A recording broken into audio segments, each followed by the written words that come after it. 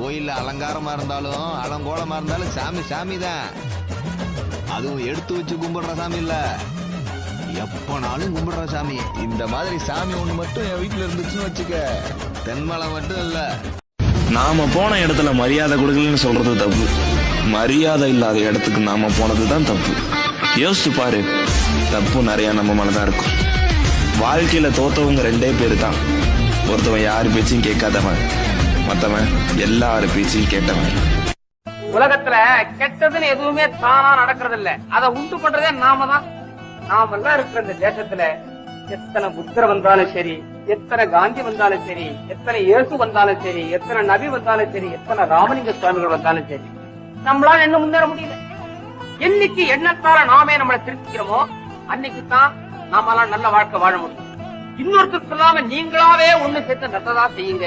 அப்பதான் நாடு உருப்படும். நம்மள